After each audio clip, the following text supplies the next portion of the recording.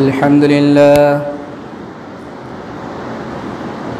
لله نحمده ونستعينه ونستغفره ونؤمن به ونتوكل عليه ونعوذ بالله من شرور أنفسنا ومن سيئات أعمالنا من يهده الله فلا مضل له ومن يضلل فلا هادي له وأشهد أن لا إله إلا الله وحده لا شريك له أعوذ بالله من الشيطان الرجيم بسم الله الرحمن الرحيم قاف والقرآن المجيد بل عجبوا أن جاءهم منذر منهم فقال الكافرون هذا شيء عجيب أإذا متنا وكنا ترابا ذلك رجع بعيد قد علمنا ما تنقص الأرض منهم وعندنا كتاب حفيظ بل كذبوا بالحق لما جاءهم فهم في أمر مريج أفلم ينظروا إلى السماء فوقهم كيف بنيناها وزيناها وما لها من فروج والأرض مددناها وألقينا فيها رواسي وأنبتنا فيها من كل زوج بحيث الحمد لله সমস্ত গুণগান ও সমস্ত সিফতসানা সেই মহান রব্বুল আলামিনের জন্য যিনি আমাদেরকে এই পবিত্র জুমার দিনে মসজিদে উপস্থিত হওয়ার তৌফিক দান করেছেন সে আল্লাহর প্রতি শুকরিয়া আদায় করি আলহামদুলিল্লাহ। দরুদ ও সালাম বর্ষিত হোক মুহাম্মদ রাসূলুল্লাহ সাল্লাল্লাহু আলাইহি ওয়াসাল্লামের উপর। আল্লাহুম্মা সাল্লি আলাইহি আল্লাহুম্মা বারিক আলাইহি। আজকে আমি আপনাদের সামনে সংক্ষিপ্তভাবে যে বিষয়টি নিয়ে আলোচনা করব তা হচ্ছে তাওয়াক্কাল আলাল্লাহ, অর্থাৎ আল্লাহর উপর ভরসা করা সম্পর্কে। আল্লাহর উপর ভরসা করা সম্পর্কে সংক্ষিপ্তভাবে কোরআন ও সহিহ হাদিস থেকে আলোচনা করার চেষ্টা করব ইনশাআল্লাহ। আল্লাহর উপর ভরসা করা কি? প্রতিটি ক্ষেত্রে আল্লাহ সুবহানাহু ওয়া তাআলার উপরে এ বিশ্বাস রাখা যে আল্লাহ তুমি এই কাজটা সফল করো, তোমাকেই ভয় করে এই কাজ করছি, আল্লাহ এই কাজ করতে যাচ্ছি, তুমি আমার এই কাজটাকে সফল করো, এই বিশ্বাস রাখা।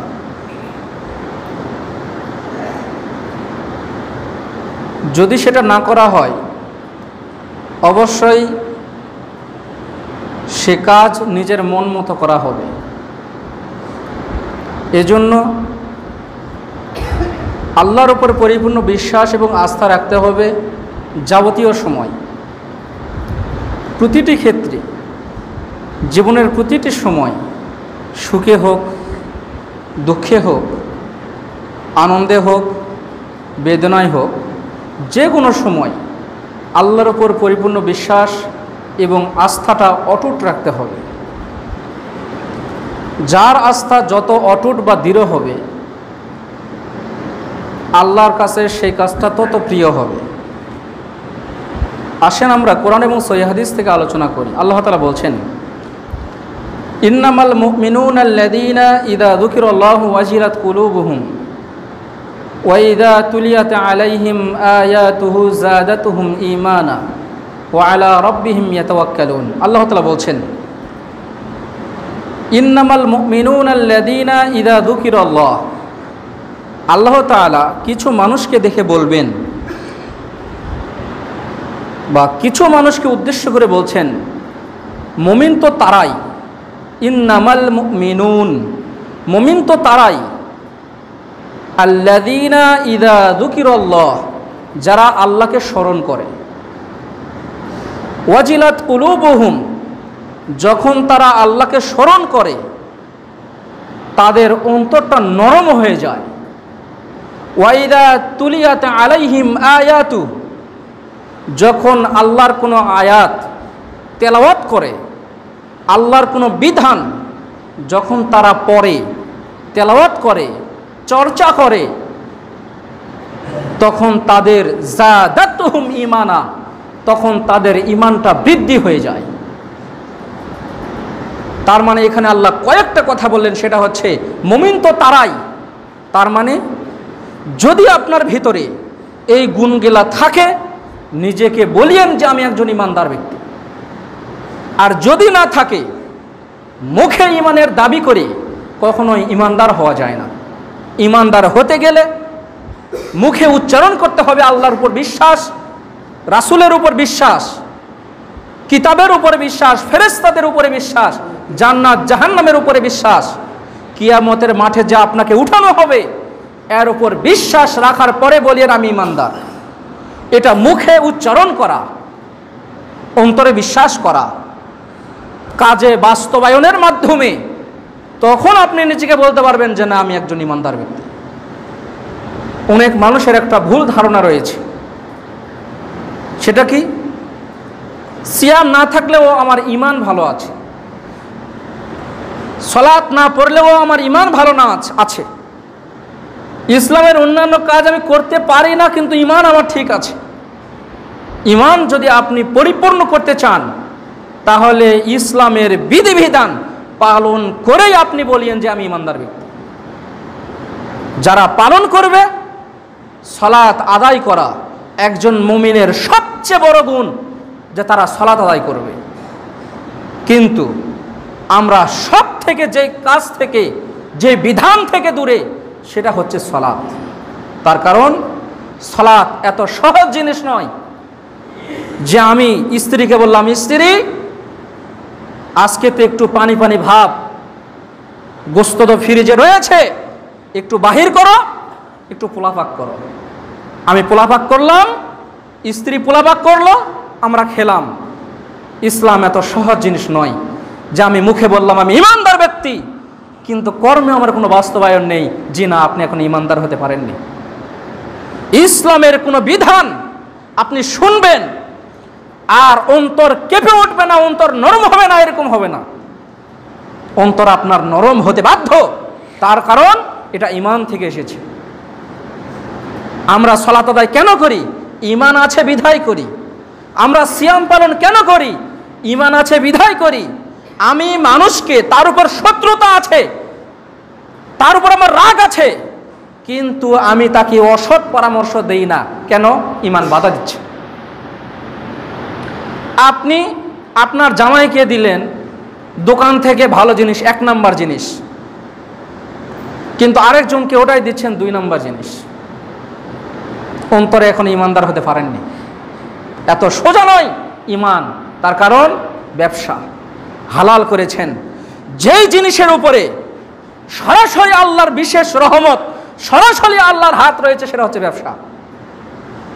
ব্যবসা যদি কেউ খালেস নিয়তে করে শরীকভাবে, তাহলে সেখানে বরকত বৃদ্ধি হতে বাধ্য। জি না, বরকত তো বুঝতে পারি না। দান করি, বরকত তো বুঝতে পারি না। জি না, আপনি বরকত বুঝতে পারবেন না। এই বছর আপনি হিসাব করলেন দোকানে 5 লক্ষ টাকার জিনিস আছে, আয় এত টাকা, ব্যয় এত টাকা। আপনি দেখছেন সমানে সমান, আয় হয়েছে 5 লক্ষ, ব্যয় হয়েছে 5 লক্ষ, সংসারে ব্যয় হয়েছে 5 লক্ষ। কই 1 বছরে তো টাকা বৃদ্ধি পেল না। আরে ভাই, আপনার তাক ছিল 2টা আলমারি ভর্তি জিনিস ছিল, পরের বছরের শেষ মাথায় 4টা আলমারি ভর্তি জিনিস। এটা কি বৃদ্ধি নয়? আপনার দোকানে যেটা বৃদ্ধি, এটা কি বৃদ্ধি নয়? এটা কি বরকত নয়?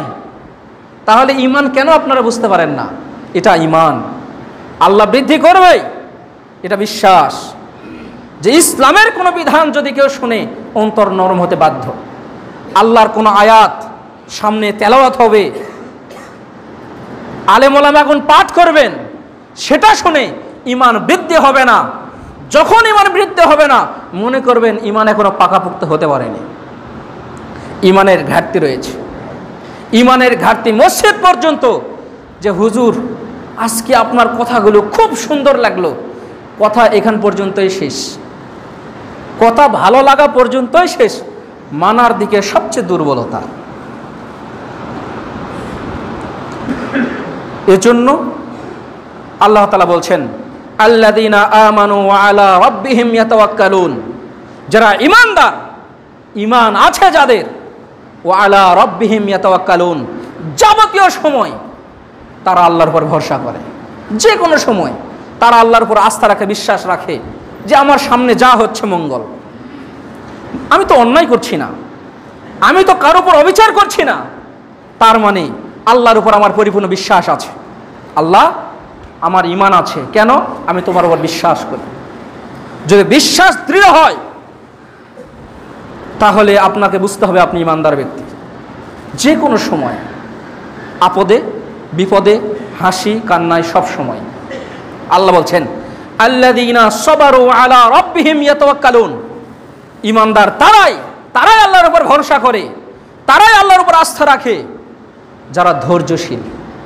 ধৈর্য যাদের রয়েছে, ধৈর্য একজন মুমিনের যত গুণ আছে সবচেয়ে বড় গুণ হচ্ছে ধৈর্য।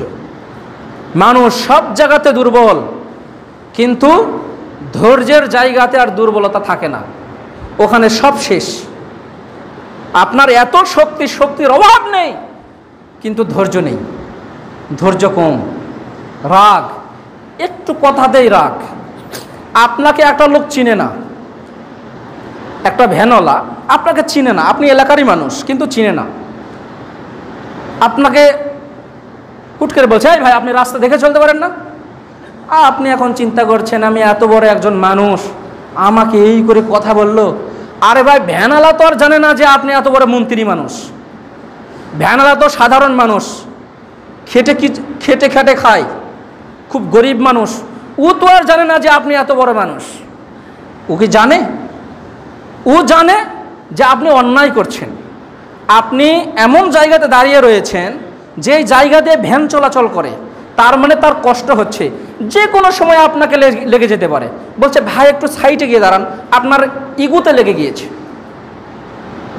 আপনি বলছেন হ্যাঁ এই তুমি কয় টাকার মানুষ, তুমি আমাকে এটা বলছো?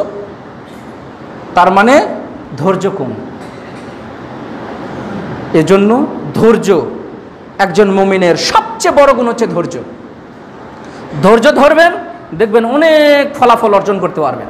একটা জমি কিনতে গিয়েছেন, জমি কিনবেন, বায়না দেননি, এখন চিন্তা করছেন যাই অমুকের সঙ্গে পরামর্শ করি। পরামর্শ করতে গিয়েছেন, আপনার জমি ও গোপনে নিয়ে নিয়েছে। সব জায়গাতে শক্তি দেখাতে নাই, আর সব জায়গাতে টাকার গরম দেখাতে নাই। যদি জমি কিনতে চান গোপনে কিনতে হবে, আগে বায়না দিতে হবে। এটা হলো জমি কেনার প্রথম শর্ত। বায়না দেওয়ার পরে তারপরে অন্য কথা, যত গোপন রাখা যায় লাগলে সবার কাছ থেকে গোপন রাখবেন, তারপরে যাওয়া হবে। 2 টাকা দিয়ে জমি যদি কিনেন বেশি দিয়ে, 2 দিন পরে 2 টাকা রোজগার করতে পারবেন। কিন্তু যদি মনে করেন হ্যাঁ এত টাকা নিব না, শেষে দেখবেন জমিও পাবেন না, আর কিছুই হবে না, শেষ। এজন্য সব জায়গাতে অধৈর্য আর হতে নেই, ধৈর্য রাখতে হবে, আল্লাহর উপর বিশ্বাস রাখতে হবে। আমি দোয়া করেছি, আল্লাহ ধৈর্য ধরছি। তুমি যদি আমার মঙ্গল চাও, যতদিন তুমি মনে করো যে আমার এটা কবুল, যতদিন দেরি হোক না কেন আমি ধৈর্য ধরতে রাজি আছি। আল্লাহ বলছেন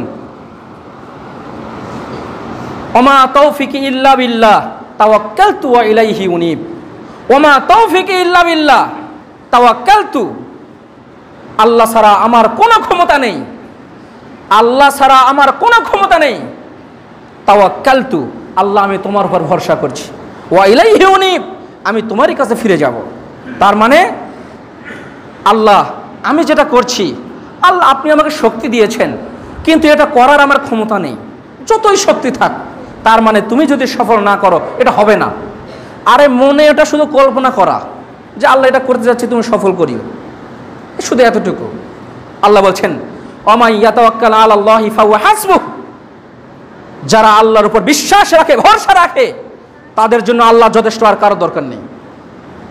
যে আল্লাহ আমি এই কাজটা করতে যাচ্ছি, এই কাজটা করব, এই জিনিসটা তুমি সফল করিও, আল্লাহ বলছেন আমি তার জন্য যথেষ্ট, পৃথিবীর আর কারো দরকার নেই।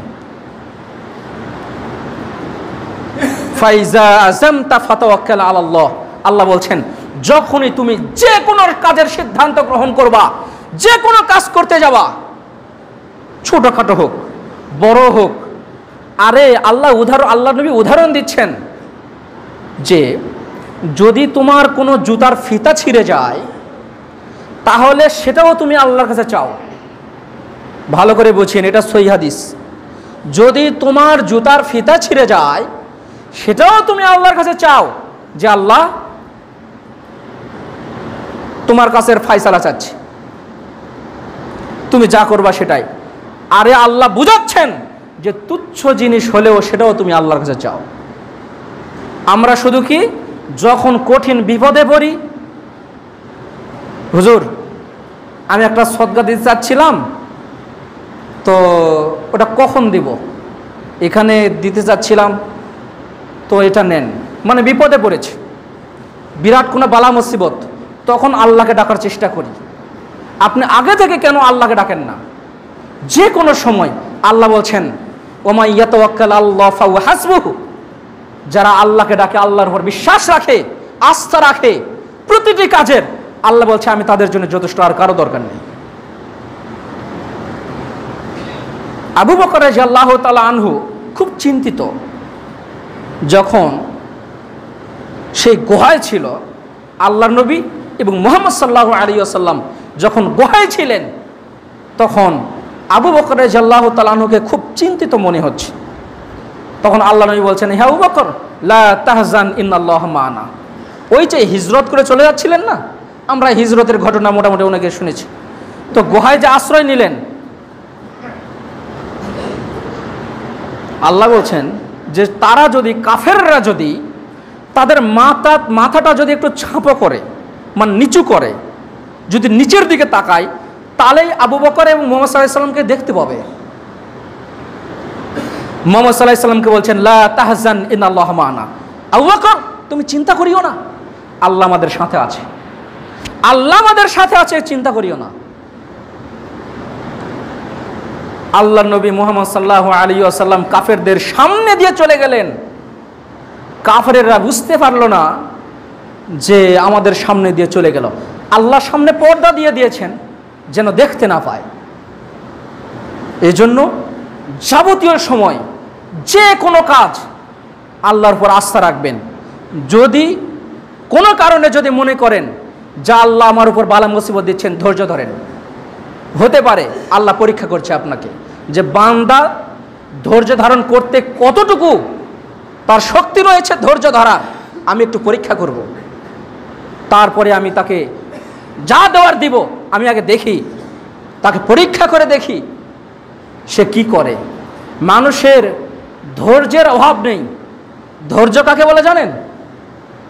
ধৈর্য হচ্ছে একটা ছেলেকে শুধু আপনি বলেছেন বাবা যাও তো দোকান থেকে একটা সাবান নিয়ে আসা তো, ছেলে বলছে আমি পারবো না, তার মানে ওর সময়ের অনেক দাম। কথাটা এরকম নয়।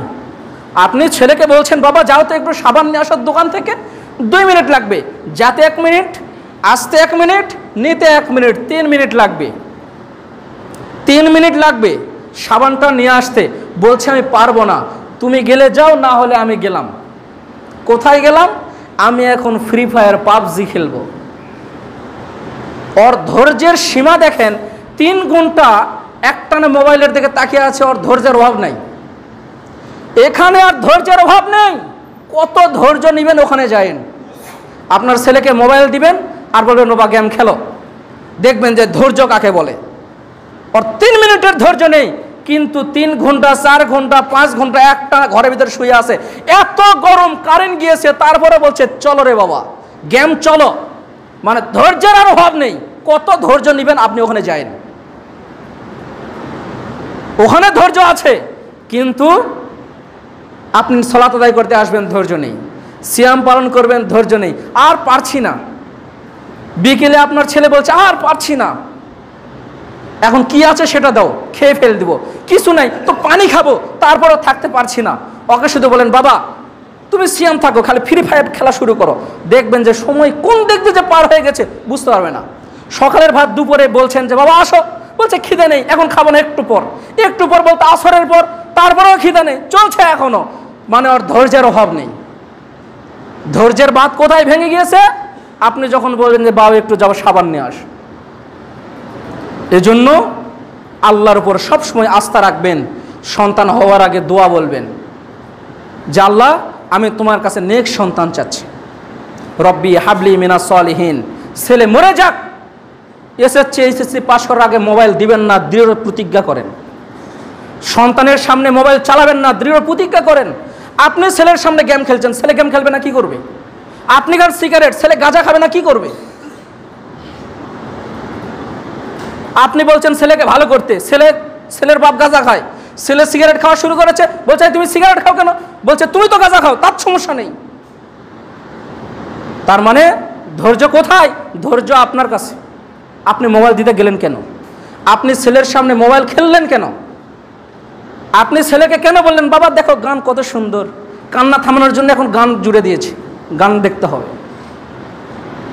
আল্লাহ তাআলা বলছেন ফালাম্মা তারাল জামআন ক্বালা আসহাবু মূসা ইন্না লামুদরাকুন। মূসা আলাইহিস সালাম এবং ফেরাউন 3 দিক থেকে ধাওয়া করেছে, ডানে বামে এবং পিছন দিক, 3 দিক থেকে ধাওয়া করেছে মূসা আলাইহিস সালাম এবং তার সঙ্গী সাথীকে। ফালাম্মা তারাল জামআন ক্বালা আসহাবু মূসা ইন্না লামুদরাকুন। যখন মূসা আলাইহিস সালাম এবং তার সঙ্গী সাথী যখন সাগরের পাশে গেল, তখন মূসা আলাইহিস সালামের সঙ্গী সাথী বলছে হে মূসা আমরা তো ধরা খেয়ে গেলাম, এখন আমরা মারা পড়ে যাব, আমাদেরকে তো ধরে ফেলবে, আমাদেরকে তো মেরে ফেলবে। তার কারণ সামনে সাগর, 2 দিকে এবং পিছনে হচ্ছে ফেরাউনের লোক, উপায় নেই। তখন মূসা আলাইহিস সালাম বলছেন কাল্লা ইন্না মাইয়া রব্বি, শোনো চিন্তা করো না, ইন্না মাইয়া রব্বি, আমার প্রতিপালক আমার সাথে আছে, সায়াহদিন, তিনি আমাদেরকে সঠিক পথ দেখাবেন। কত বড় দৃঢ় বিশ্বাস আল্লাহর উপর দেখছেন। সামনে সাগর, পিছনে ফেরাউনের লোক, 2 দিকে ফেরাউনের লোক, মাঝখানে তারা। সামনে গেলে সাগরে ডুবে মরবে, 2 দিকে গেলে ফেরাউনের লোক মারবে, পিছনে গেলে ফেরাউনের লোক মারবে, নিরুপায়, কি করবে?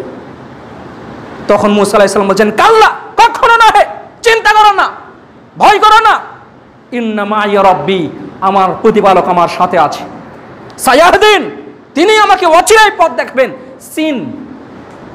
সিন মুজারের সঙ্গে ব্যবহার হয়, সায়াহদিন, অচিরেই, খুব দ্রুত, যত সম্ভব যত দ্রুত তিনি আমাকে পথ দেখাবেন।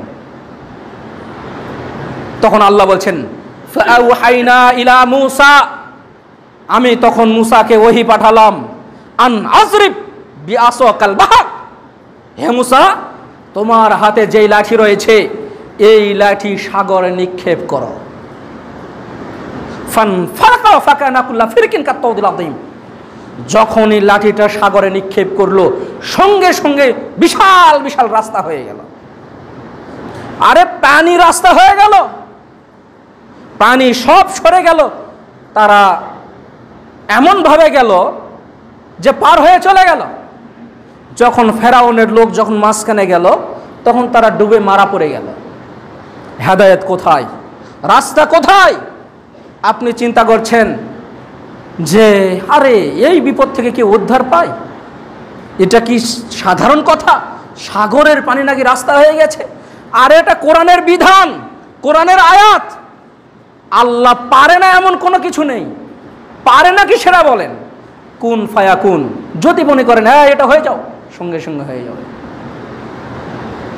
আর একটা ঘটনা দেখেন, ফেরাউনের স্ত্রী আসিয়া আল্লাহর কাছে দোয়া করছেন, রব্বি ইবনি লি ইনদাকা বাইতান ফিল জান্নাহ, হে আমার প্রতিপালক। এখানে কোনো ভালো মানুষ নেই, শুধু ফেরাউনের স্ত্রী একাই আল্লাহর উপর বিশ্বাস, আল্লাহর উপর বিশ্বাস রাখে, ইমানদার মহিলা। তখন আল্লাহর কাছে দোয়া করছেন, আল্লাহ রব্বি ইবনি লি ইনদাকা বাইতান ফিল জান্নাহ, হে আমার প্রতিপালক, হে আমার রব আল্লাহ, জান্নাতে তোমার পাশে আমার একটা ঘর দিও। ওয়ানাজ্জিনি মিন ফিরআউনা ওয়া আমালি, এবং তুমি ফেরাউন এবং তার দলবল এবং তাদের কাজকর্ম থেকে তুমি আমাকে রক্ষা করিও। ওয়ানাজ্জিনি মিনাল কওমিজ জালিমিন, তার যে জালিম দলবল রয়েছে, সঙ্গে সাথী রয়েছে, তার কাছ থেকে আমাকে রক্ষা করিও। এমন আল্লাহর কাছে দোয়া করছেন যে আল্লাহকে দেখা যায় না। দেখা যায়? চোখে দেখা যায়? বিশ্বাস করেন? খুব কম বিশ্বাস করি। না করলে কি আর শুক্রবারে নামাজ পড়তে আসতাম? জুম্মার দিন আজকে বিশ্বাস না করলে কি নামাজ পড়তে আসতাম? আল্লাহকে বিশ্বাস করি, কিন্তু ইমান খুব দুর্বল। ইমান কি খুব দুর্বল। মসজিদে আসি, একটু তাজা হচ্ছে, বাহিরে গেলাম, শেষ। ইমান কখনো কমে কখনো বাড়ে। আল ইমানু ইয়াজিদু ওয়া ইয়ানকুসু, ইমান কখনো বাড়ে কখনো কমে। কোরআনের আয়াত, রাসূলের বিধান, ইসলামের কোনো ইতিহাস, রাসূলের জীবনী যখন একটু পড়ি শুনি, মনটা একটু নরম হয়, কিন্তু পরক্ষণেই মনটা আবার যেই সেই হয়ে যায়। খুব সমস্যা। কল্প পরিবর্তন এক এক সময় এক একটা রূপ ধারণ করে। এজন্য যাবতীয় সময় স্মরণ রাখবেন, দুনিয়াতে যদি কেউ রক্ষা না করে, সে আল্লাহর কাছে দোয়া করেন। সে আল্লাহর কাছে দোয়া করেন যে আল্লাহকে দেখা যায় না, কিন্তু সে আল্লাহ আপনাকে রক্ষা করবেন। আরে আল্লাহ বলছেন তুমি তাহাজ্জুদে দোয়া করো, তুমি যা দোয়া করবা তাই কবুল হবে। বান্দা কত মানুষকে না ধরলো, কিন্তু তাহাজ্জুদে কয়দিন কেঁদেছেন? যে কোনো কাজের জন্য একটু কাঁদেন, আল্লাহ দিবে না কেন? আল্লাহর কাছে কেঁদেই নিতে হবে। 2-4 দিন কাঁদেন, কাঁদার পরে দেখেন যারা তাহাজ্জুদ পড়েন, হয়তো অনেকে পড়েন কিনা জানি না আমি, কেউ পড়তে পারেন, যারা তাহাজ্জুদ পড়ে আপনারা দেখবেন, যারা তাহাজ্জুদ পড়ে, ওরা তাহাজ্জুদ পড়ার পরে যে সকালটা হয় তাদের মনটা খুব ফুরফুরা, ঠান্ডা মেজাজ, কেমন যে একটা আনন্দ আনন্দ ভাব। আবার কিছুদিন পরে হয়তো কয়েকদিন পড়তে পারেননি, দেখবেন ভালো লাগবে না, ওই কয়েকদিনের মতো আর হবে না। তাহাজ্জুদ আল্লাহর সঙ্গে সরাসরি সাক্ষাৎ। আল্লাহ শুধু আপনার জন্যই নিচের আসমানে নেমে আসেন, যে বান্দা যদি কিছু চায় আমি তাহলে যাই, নিচে যাই। এজন্যই আল্লাহ নিচের আসমানে নেমে আসেন। ফেরাউনের স্ত্রী আসিয়া, ফেরাউন তো আমরা জানি। আপনারা কি কেউ চাইবেন যে আপনাকে 10,000 টাকা দেওয়া হবে, আপনার সন্তানের নাম ফেরাউন রাখবেন? আপনার সন্তানের নাম ফেরাউন রাখবেন না। সবচেয়ে ঘৃণিত মানুষ হচ্ছে ফেরাউন। তার স্ত্রী, যে নিজেকে খোদা দাবি করেছিল, তার স্ত্রী সে ইমানদার। তার মানে কেউ যদি চায় আমি আল্লাহর উপর পরিপূর্ণ বিশ্বাস এবং আস্থা রাখবো, আল্লাহকে মেনে চলবো, পারবে। তবে কষ্ট হবে, কিন্তু পারবে। কিন্তু কি পারবে? আল্লাহ বলছেন গল্লাকাতিল আবওয়াব ওয়া ক্বালাত হাইতা লাক। ইউসুফ আলাইহিস সালামের ঘটনা আমরা অনেকেই শুনেছি। ইউসুফ আলাইহিস সালাম বলছেন, আল্লাহ বলছেন গল্লাকাতিল আবওয়াব, জুলাইখা ইউসুফের প্রতি এত পাগল ছিল তার সৌন্দর্যের কারণে। এলাকার মহিলারা বলছে যে ও কি এমন হয়ে গেছে যে তার প্রতি এত পাগল তুমি? তখন জুলাইখা বলছে, ওহো, তোমরা আমার কথাকে কোনো গুরুত্ব দেও না, আমার ভালোবাসাকে পাত্তা দেও না। আচ্ছা আসো, তোমরা কিছু মহিলা আমাদের বাড়িতে আসো, সবাইকে একটা করে আপেল আর একটা করে চাকু দিয়েছে, নাও। ইউসুফকে বলছে এখন তুমি প্রবেশ করো। তারা কখন যে হাত কেটে দিয়েছে তারা বুঝতেই পারেনি। তখন জুলাইখা বলছে, ওহো, এত সুদর্শন, পৃথিবীর সবচেয়ে সুন্দর পুরুষ ছিল হচ্ছে ইউসুফ আলাইহিস সালাম। জুলাইখা শুধু এতটুকু বলল, তোমরা যদি একটু দেখাতেই যদি হাত কেটে দাও তাহলে আমি তাকে খাওয়াই, আমি তাকে পড়াই, সব সময় আমার চোখের সামনে চলাফেরা করে, আমি তাহলে নিজেকে কিভাবে কন্ট্রোল করি? তোমরা বুঝতে পারো না যে ইউসুফ কত সুদর্শন? আপনারা মনে হয় বুঝতে পারেননি। শুধু ছেলেরাই কি মেয়েদের প্রতি আকৃষ্ট হয়? জি না, এটা ভুল কথা। মেয়েরা আপনার থেকে বেশি আকৃষ্ট হয়। আপনি যত মেয়ের প্রতি আকৃষ্ট হন, একটা মেয়ে ছেলের প্রতি তার চেয়ে বেশি আকৃষ্ট হয়।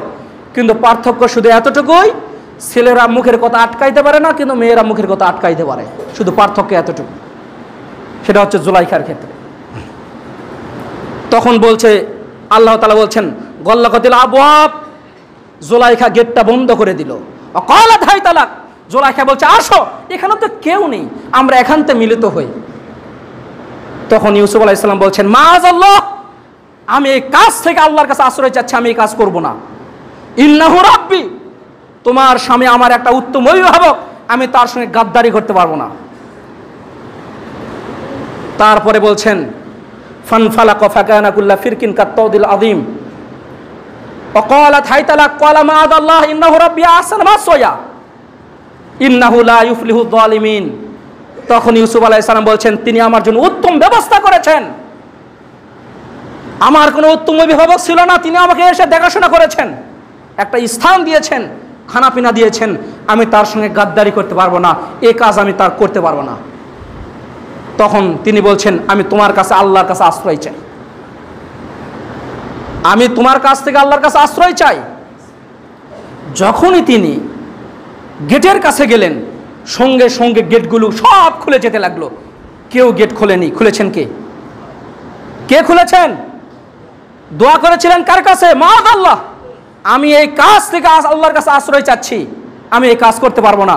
যখনই গেটের কাছে গিয়েছেন, সঙ্গে সঙ্গে এমনিতেই গেটগুলো খুলে গিয়েছে।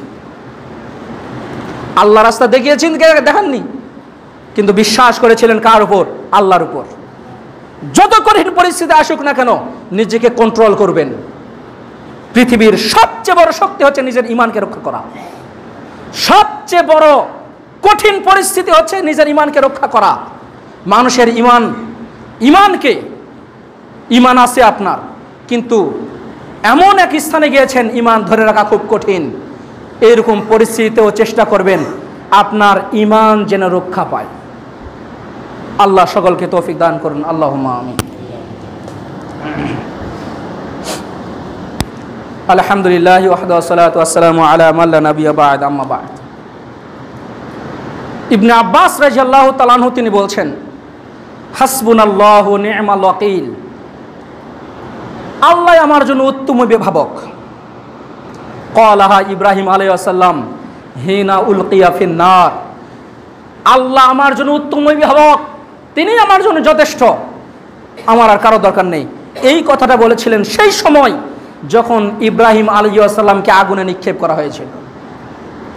আমরা কি জানি, আগুন আপনাকে জ্বালিয়ে পুড়িয়ে সারকার করে দিবে, কিন্তু ইব্রাহিম আলাইহিস সালামকে আগুন জ্বালিয়ে দিয়েছিল? কেন দেননি? ইব্রাহিম আলাইহিস সালাম বলেছিলেন আল্লাহকে, কাউকে তো, জনগণকে তো বলেননি যে বাবারা তোমরা আমাকে মারিও না, আগুনে দিও না, বলেছিলেন হ্যাঁ তোমরা যা করবা করো। তখন আল্লাহর কাছে দোয়া করছেন, আল্লাহ উত্তম অভিভাবক হিসেবে তুমি আমার জন্য যথেষ্ট, তুমি যা করবা তাই। আগুনকে বললেন কুনু বারদাম ওয়া সালামান আলা ইব্রাহিম, তুমি ইব্রাহিমের উপর এমন ঠান্ডা হয়ে যাও, যেমন এমন ঠান্ডা হয়ে না যেন বরফ হয়ে যায়,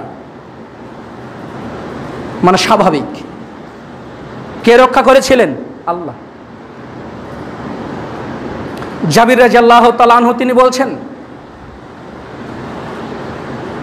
রাসূলুল্লাহ সাল্লাল্লাহু আলাইহি ওয়াসাল্লাম বলছেন, লাউ আন্নাকুম কুনতুম তাওয়াক্কালুনা আলাল্লাহ, কোন ব্যক্তি যদি আল্লাহর উপর যথাযথভাবে ভরসা করে, যেভাবে ভরসা করা একজন মানুষের উচিত, যেভাবে ভরসা করলে আল্লাহর উপর ভরসা করা বলে, যেভাবে আস্থা রাখলে আস্থা রাখা বলে, যেভাবে আল্লাহর উপর বিশ্বাস করলে বিশ্বাস করা বলে, এইরকম ভাবে যদি কেউ বিশ্বাস করে, লাউ আন্নাকুম কুনতুম তাওয়াক্কালুনা আলাল্লাহ লা রাযাকতুম কামা ইউরযাকুত তায়রা, যদি তারা আল্লাহর উপর যথাযথভাবে বিশ্বাস করে, ভরসা করে, প্রতিটি কাজে আমি তাদেরকে এত পরিমাণে রিজিক দিব, আমি তাদেরকে এত পরিমাণে সম্পদ দেব, সে চিন্তাও করতে পারবে না আমি তাকে কত পরিমাণ সম্পদ দেব।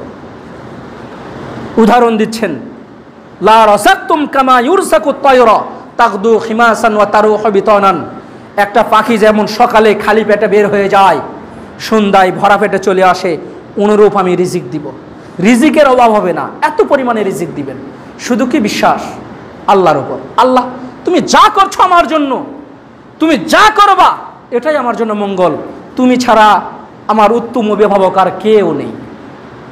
এজন্য যাবতীয় অবস্থায় আল্লাহর উপর পরিপূর্ণ বিশ্বাস এবং আস্থার মাধ্যমেই আমরা যেন দুনিয়া থেকে বিদায় নিতে পারি। আল্লাহ সুবহানাহু ওয়া তাআলা সেই তৌফিক দান করুন, আল্লাহুম্মা আমিন। পরিশেষে অনেকে দোয়া চেয়েছেন, আল্লাহ যারা যে নিয়তে দোয়া চেয়েছেন তাদের সেই নেক নিয়তগুলো তুমি পূর্ণ করে দাও। আমাদের সমাজ থেকে অনেকেই যারা হজে গিয়েছিলেন এবং বিশ্বের আনাচে কানাচে যে কোনো প্রান্ত থেকে যারা হজে গিয়েছিলেন, আল্লাহ তুমি তাদের এই হজকে তুমি কবুল করে নাও, তাদের যাবতীয় গুনাহ খাতাগুলোকে মাফ করে দাও। আমরাও যেন হজ করতে পারি, সেই কাবা জিয়ারত করতে পারি, আল্লাহ তুমি আমাদের সেই তৌফিক দান করো। তুমি চাইলেই সম্ভব, আর তুমি বলেছ এর প্রতিদান হচ্ছে একটা শিশুর মতো যার কোনো পাপ থাকে না। এজন্য আমাদের সকলের খালেস নিয়ত থাকবে, আমরা আজকে গরিব আছি, কালকে আমার সম্পদ আল্লাহ দিতেই পারেন। এজন্য আমরা নিয়ত পরিষ্কার করব এবং মনে মনে নিয়ত করব যে আল্লাহ যত দ্রুত সম্ভব আমরা যেন হজ করতে পারি। আল্লাহ তুমি আমাদের সকলকে কবুল করে নাও, আর যারা হজ করে এসেছে তাদের হজকে কবুল করে নাও। আয় আল্লাহ, আমাদের সমাজে অনেকেই অসুস্থ, তাদের সুস্থতা দান করো। যারা বিভিন্ন সমস্যায় রয়েছে, আল্লাহ তুমি তাদের সমস্যাগুলোকে দূর করে দাও। আল্লাহ যারা ঋণগ্রস্ত অবস্থায় আছে তাদের ঋণকে পরিশোধ করার তৌফিক দান করো। আমরা যেন সকলেই যে সুন্নাত মোতাবেক আমল করতে পারি, বিদআতকে যেন পরিহার করতে পারি, সেই তৌফিক দান করো। আল্লাহ আমরা যেন তাওহীদকে গ্রহণ করতে পারি এবং শিরিক থেকে যেন বিরত থাকতে পারি, সেই তৌফিক দান করো। আল্লাহ আমরা যেন পিতামাতার খেদমত করতে পারি, সেই তৌফিক দান করো। আমার দ্বারাতে যেন কোনো অন্যায় না হয়, আল্লাহ তুমি সেই তৌফিক দান করো। আল্লাহ মরার আগ পর্যন্ত যেন আমরা সকলেই ভালো আমল করে যেন তোমার সামনে যেতে পারি, সেই তৌফিক দান করো। খারাপ কাজগুলো থেকে যেন আমরা বিরত থাকতে পারি, আল্লাহ তুমি সেই তৌফিক দান করো। এই মসজিদের সঙ্গে সংশ্লিষ্ট যারা রয়েছেন সকলেই, যারা বলা মুসিবতে রয়েছেন, বিভিন্ন সমস্যায় রয়েছেন, আল্লাহ তুমি তাদের সমস্যাগুলোকে দূর করে দাও। আমাদের সমাজের উপরে, পরিবারের উপরে, আমাদের দেশের উপরে যদি কোনো বালা মুসিবত থাকে, আল্লাহ সেই বালা মুসিবতগুলোকে দূর করে দাও। আমাদের সরকার যেন সবসময় অন্যায়কে যেন প্রশ্রয় না দেয়, তার মাধ্যমে যেন দেশের কল্যাণ হয়, আল্লাহ তুমি সেই তৌফিক দান করো। তুমি যদি কল্যাণ দান করো তাহলে এখানে কল্যাণ থেকে বিরত রাখার কেউ নেই, তুমি যদি বিপদ দাও তাহলে এই বিপদ দূর করার কেউ নেই। আল্লাহ তুমি আমাদের যাবতীয় বিপদ, যাবতীয় বালা মুসিবত, যাবতীয় সকল কিছু থেকে তুমি আমাদের রক্ষা করো। আল্লাহুম্মা আমিন।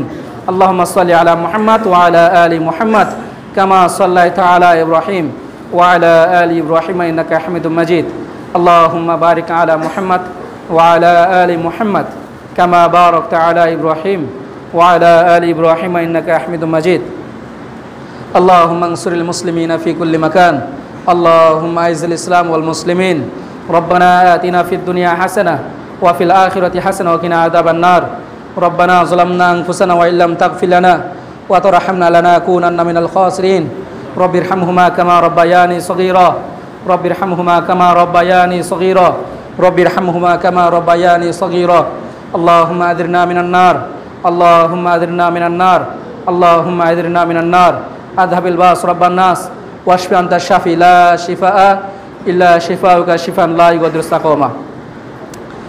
سبحانك اللهم وبحمدك أشهد أن لا إله إلا أنت أستغفرك وأتوب إليك। আসসালামু আলাইকুম ওয়া রাহমাতুল্লাহি ওয়া বারাকাতুহু। আপনারা সকলে চেষ্টা করবেন একটু আগে আসার, সকলে চেষ্টা করবেন। যদি কোনো বড় ধরনের কাজ না থাকে আপনারা আগে আসার চেষ্টা করবেন ইনশাআল্লাহ। আল্লাহু আকবার, আল্লাহু আকবার, আশহাদু আল্লা